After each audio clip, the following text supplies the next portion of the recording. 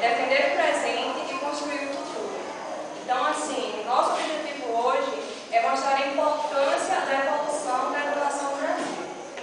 Tá? Então, vamos lá. Pronto, aí como vocês podem observar, tem um tema que a gente abordou, o beabá do Brasil, de Cabral ao Enem, um rápido panorama da história da educação brasileira.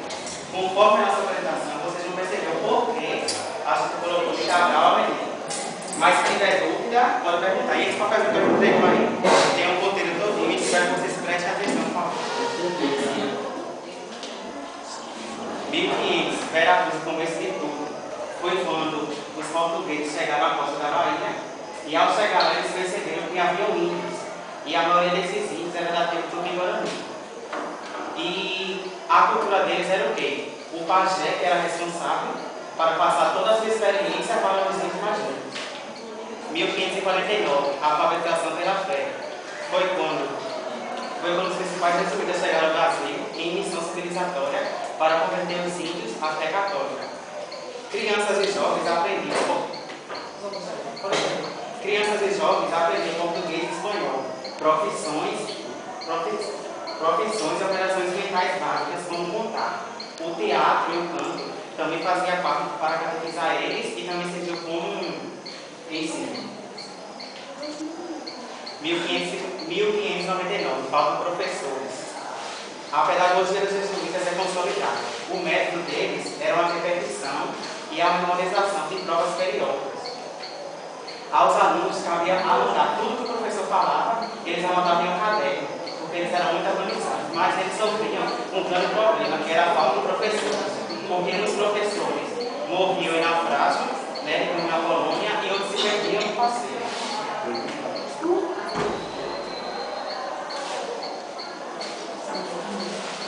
1759, a expulsão dos jesuítas.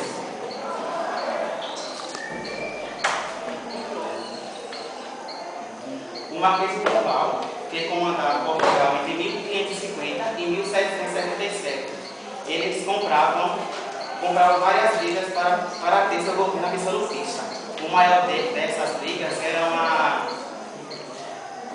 era contra a Companhia de Jesus, e só no Brasil são 670 membros, comandando as principais instituições educacionais, os colégios jesuíticos e cuidando da educação de milhares de índios.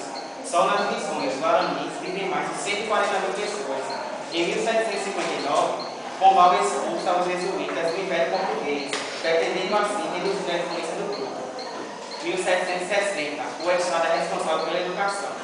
Após a expulsão dos jesuítas, o Estado ficou responsável pela educação pela primeira vez. Os professores concursados, naquela época, eram contratados pelo governo, que determinava a proibição dos livros jesuítas e já cobrava impostos e fazia as leis. Nas escolas estudavam filhos farmacêuticos, militares, senhores de engenho e filhos de padres e de mães solteiras completavam a lista. 1824, medidas educadas em casa. Naquela época, as meninas eram educadas pelas mães ou pelas amas. As amas eram as mulheres que cuidavam dessas meninas. E elas educavam, ensinando elas a ler e também ensinavam a experiência que elas tinham, né, ensinando as vidas domésticas, o que elas tinham que fazer em casa.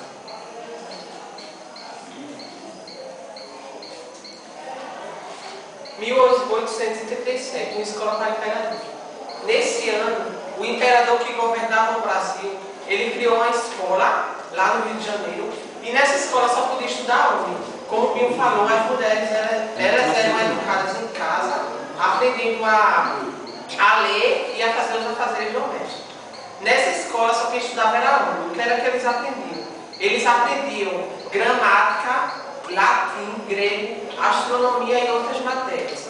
Depois de 6 anos, eles podiam fazer faculdade para medicina, direito e engenharia. 1874, Ordem e Progresso. Nesse ano, a educação do Brasil sofreu várias mudanças, porque foi impulsionado pelo cientificismo, pelo positivismo e pelos movimentos republicanos. Nesse ano aí, foi criadas as escolas para as mulheres e as escolas para os protestantes.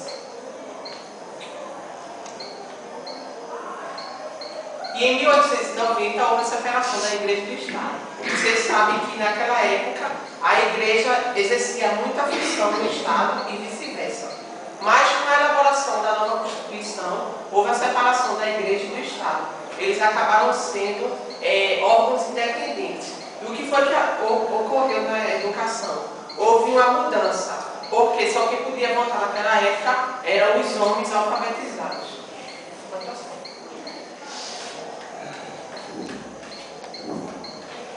Em 1920, o aluno no centro das atenções ganhava força e discussão sobre a importância da educação para o desenvolvimento do país. Isso coincide com o surgimento da escola nova, um movimento para reinventar a escola a partir de conhecimentos produzidos pela psicologia, pela biologia, entre outras ciências.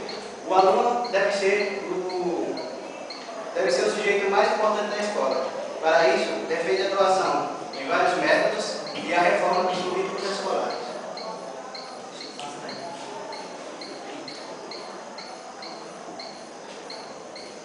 Em 1942, era a Escola de Trabalhadores. A instalação da indústria de base e a fabricação crescente do país, dos produtores antes importados, reforçaram a necessidade de formar mão de obra.